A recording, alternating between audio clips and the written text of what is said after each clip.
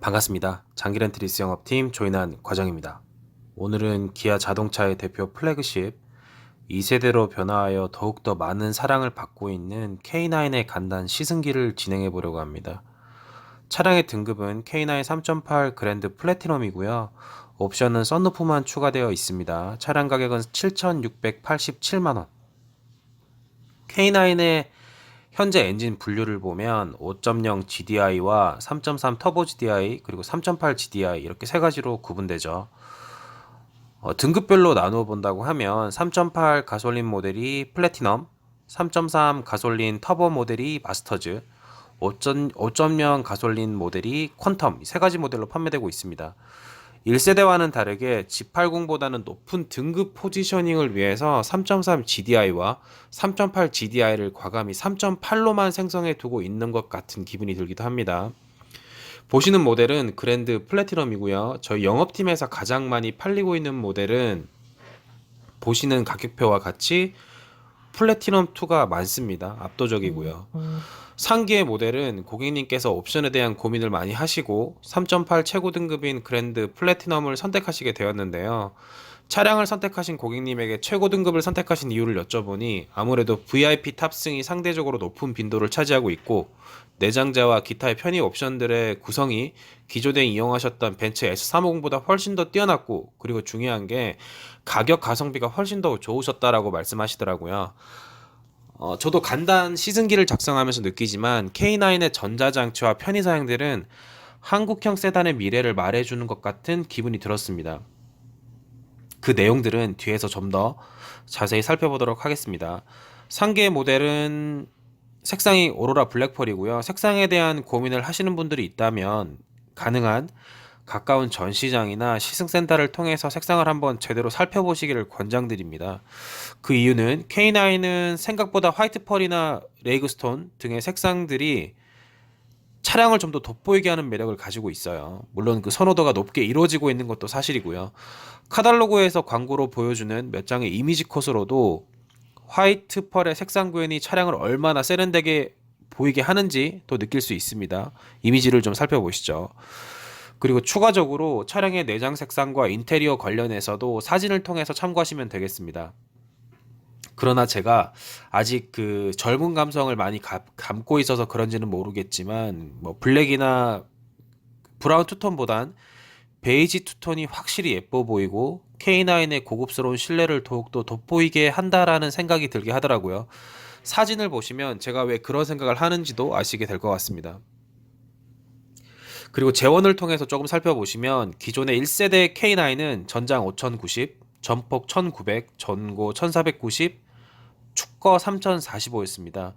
지금의 2세대 K9은 전장 5120, 전폭 1915, 전고는 1490 동일하고 축거는 3105로 1세대보다는 조금 더 넓어지고 길어졌음을 알 수가 있죠. 그리고 G80과 G90과의 차이도 한번 살펴보면 좋겠죠. G80은 전장이 4990, 전폭이 1890, 전고는 1480, 축거는 3010. 그리고 G90은 전장이 5205, 전폭이 1915, 전고는 1495, 축거는 3160입니다. 이런 스펙들의 차이점을 보더라도 G80보다는 조금 더 크고 G90보다는 조금 더 작은 차량이라는 것이 느껴지시죠? 그럼 시작해 보겠습니다. 전면부를 좀 보시죠. 이중 곡면의 패턴 그릴은 응축된 에너지가 확산되는 형상이라고 하는데 어떻게 보이시나요? 카니발처럼 보이기도 하죠. 그리고 헤드라이트를 좀 보면 블랙 베젤 내에 숨겨진 디테일을 많이 갖추는 모습입니다. 라이트 자체가 빛의 궤적을 형상한 듀플렉스 LED DRL과 순차점 등 턴 시그널로 하이테크한 분위기를 연출하고 있습니다. 라이트는 굉장히 마음에 듭니다. 어떤 분들은 리어도 그렇지만 라이트 라인의 구성 자체가 조금 복잡해 보인다라고 평가하시는 분도 있어요. 그러나 저는 전체적으로는 심플하면서도 그릴에 포인트를 집중시켜 웅장한 매력을 보여주는 K9이라고 생각을 합니다. 헤드라이트는 실제로 점등이 되었을 때 조금 더 멋진 모습을 보여주죠. 후면부를 좀 보시죠. LED 리어 콤비네이션 램프 역시도 전면부와 동일하게 입체적이고 궤적을 띠는 듯한 형상을 보여줍니다. 테두리에는 그 크롬 라인이 은은하게 리어 램프를 돋보이게 하죠. 엠블럼을 보시면 플래티넘으로 되어 있고요. 차량의 등급별로 구분이 되며 플래티넘, 퀀텀, 마스터즈로 구분하게 됩니다. 리어 콤비 램프는 실제로 점등이 되었을 때 보면 굉장히 입체적인 느낌이 강하죠. K9을 이용하시는 제 고객님들은 이런 말씀도 하시더라고요. 차량은 너무 좋은데 기아의 엠블럼이 아니라 그 제네시스 라인처럼 좀 더 프리미엄 브랜드로서 출시되었다면 더 좋았을 텐데라는 아쉬움도 있으시다고 합니다. 뭐 저 역시도 그 부분은 조금 동의를 하고 있습니다. 하단을 좀 내려보시면 듀얼 머플러 위에 은색 테두리가 블랙의 밋밋함을 디자인 요소로 커버하는 느낌이 들죠. 그리고 일체형 듀얼 머플러도 현 세대의 트렌드를 적절히 반영하고 있다라고 생각이 듭니다. 전체적으로 보면 그 라이트 라인 때문에 어떻게 보면 그 벤틀리의 파트들과 조금 비슷하게 보여지기도 합니다. 사이드 라인을 좀 보시죠.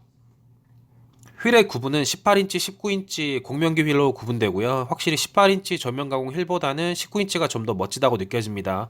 아무래도 롱 스포크 타입이라 그렇게 느껴지겠죠. 입체감이 돋보이고 그리고 타이어 공명음을 저감하는 기술을 적용하였으며 안락한 드라이빙 환경을 제공한다고 하는데 실제로 운행을 해보니 확실히 괜찮았습니다. 사실 디자인적으로는 요즘 고객님들이 좋아하는 트렌드에 거의 맞춘 듯한 기분이 듭니다. 그리고 확실히 실버와 검정의 믹스가 사이드미러의 그 고급스러움을 좀 더 돋보이게 하고 사이드미러 보고 계시죠. 그리고 패턴이 들어간 리피터 역시도 대형 세단은 작은 것도 신경 쓰고 있다라는 자신감을 보여주는 것 같기도 합니다. 그리고 사이드 라인을 보면 확실히 길죠. 그리고 넓습니다. 그리고 캐릭터 라인을 한 줄로 잡아두고 있는데 이런 부분들을 보면 좀 K9만의 특징을 보여주기도 하는 것 같죠.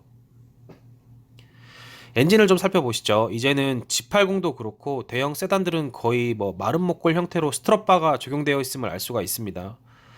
엔진은 3008 기준으로 배기량은 3778cc 그리고 최고 출력은 315마력, 최대 토크는 40.5. 연비를 살펴보면 복합 연비는 8.8이고요. 도심은 7.6, 고속도로는 10.7 정도라고 하시는데요. 제 고객님은 고속도로 주행 시에 한 12 정도 나오신다고 하시더라고요.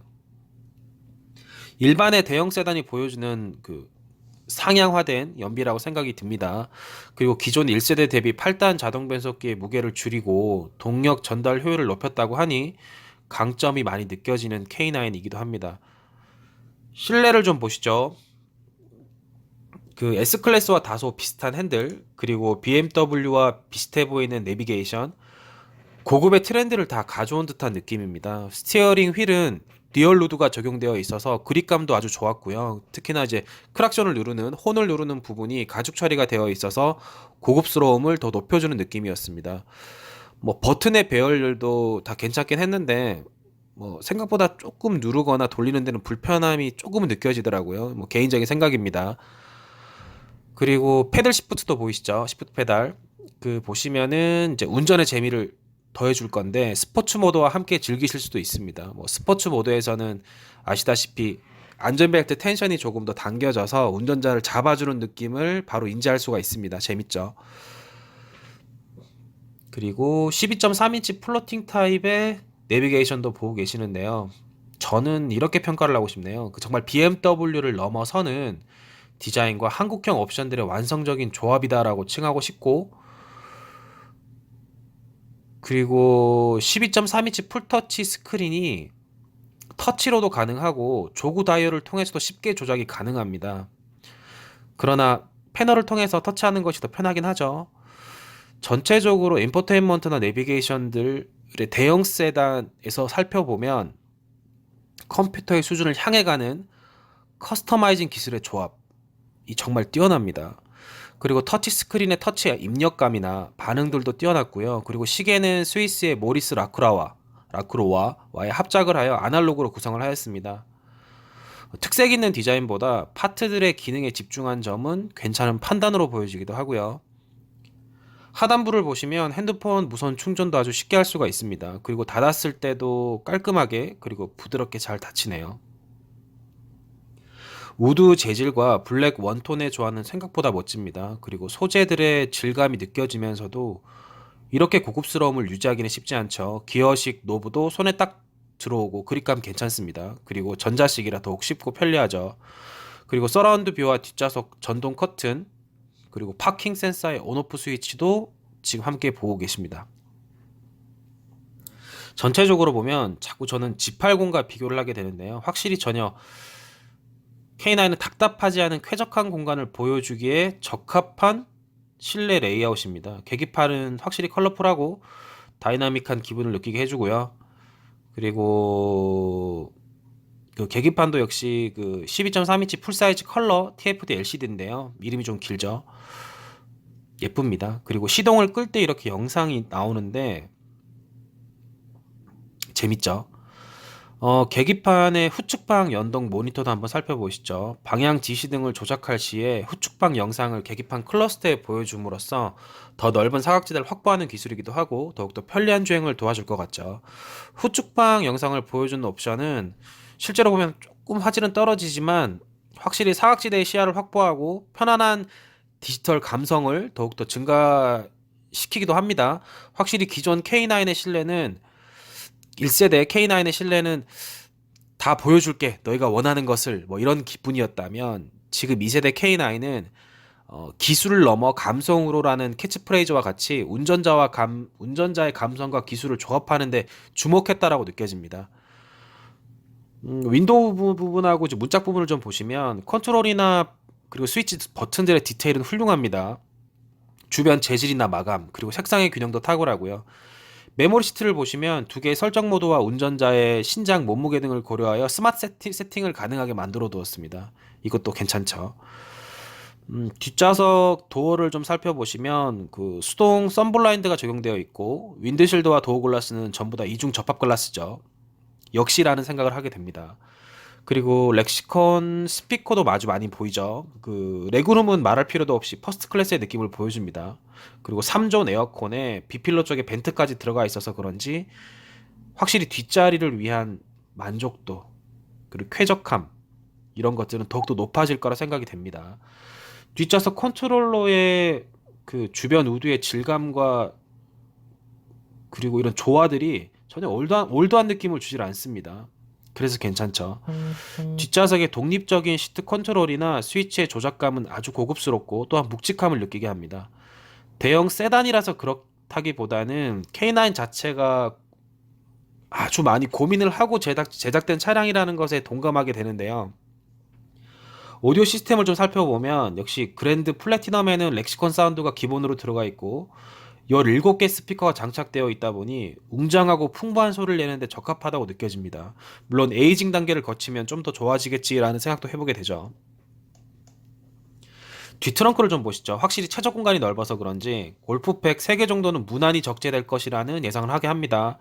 양쪽 측면에는 그 그물망이 있어서 기타의 물품들을 보관하기에는 괜찮고요. 하단을 좀 들어보면 템퍼러리 타이어 위에 이제 공구킷이 들어가 있죠. 그리고 옆쪽에 홈들이 좀 있어서 뭐 신발 정도는 끼워 넣을 수 있을 거로 보입니다. 트렁크 공간이 470리터이고 비교를 해본다고 하면 G80과 G90과의 스펙들을 비교해 보면 G80보다는 11리터 정도 넓고요. G90보다는 14리터 정도가 좁네요. 총평을 좀 해보자면 출고 후에 고객님과 시승을 해보면서 2톤의 중량을 넘는 이 파워풀한 차량의 세팅은 그 젠틀이라는 단어에 갇혀있는 야생마라는 생각이 좀 들었습니다. 엄청나게 빠른 제로백을 보여주면서도 차량의 세팅 자체가 그 도로를 잃는 느낌과 돌파력들을 조금은 짓누르고 있다는 생각이 들었어요. 편안한 승차감 때문에. 그러다 보니 차량의 조향이나 가속시의 느낌은 일반 성인 4명을 이 차량에 탑승시키고 장거리를 이동하여도 동일 가격의 수입차보다 훨씬 더 높은 만족도를 느끼게 할 수밖에 없다고 생각을 합니다. 1세대가 조금 부족한 판매고를 보였다면 2세대는 확실히 타겟팅을 잘했죠. 젊은 감성을 가진 사장님이나 아재들, 아저씨들에게 하이테크 감성을 주려고 집중한 것은 아닐까라는 생각도 해보게 합니다. 그리고 이제 기타의 옵션 중에서는 그 앰비언트 라이트가 제 눈에 많이 들어왔네요. 예전에는 수입 세단들에서만 많이 적용되는 기술들이 이제는 국내 차량에서 아주 쉽게 찾아볼 수가 있습니다. 그리고 무엇보다 다양한 색상을 지원하고 있죠. K9의 경우에는 7가지의 테마 이외에도 64가지의 색채가 추가되었으며 또한 설정 자체가 아주 쉬웠습니다. 이미지로 보고 계시지만 확실히 매력이 있죠. 기아차가 조명의 색상을 그 세계적인 색상기관인 팬톤 색채 연구소 협업을 통해서 완성했다고 하니 조금 더 달리 보이기도 하죠. 그리고 위치들을 보면 라이트가 나온 위치를 보면 플로우 콘솔이나 아니면 전후석 바닥 공간 그리고 도어 트림 등 16개 부위로 나누어져 있습니다. 그리고 휴대폰 충전 시스템을 좀 보면 앞좌석은 당연히 우리가 보던 대로 일반이 알고 있던 차량 충전 방식과 동일하였고요. 뒷좌석 경우에는 이미지와 같이 약간 세우는 타입으로 충전을 하게 됩니다. 저는 개인적으로 뒷좌석 방식이 앞좌석에도 동일하게 적용되었으면 어땠을까라는 생각도 좀 해보게 됩니다.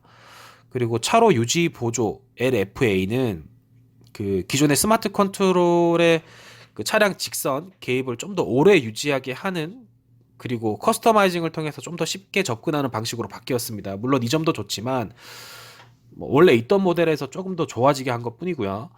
그 터널 연동 자동 제어라고 해서 터널 진입 시에 창문을 자동으로 닫아주고 내기 순환 모드로 전환하여 실내를 좀 더 쾌적한 방향으로 유지하려고 하는 노력들이 조금 인상적이었습니다.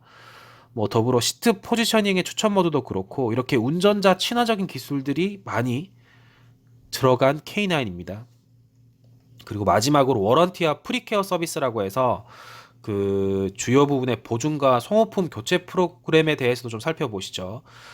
보이시는 이미지와 같은데요. 각 차량의 등급별로 소모품을 어떻게 지원받을 수 있는지 확인하고 그 Q 서비스나 사업소를 방문하시면 좋겠죠.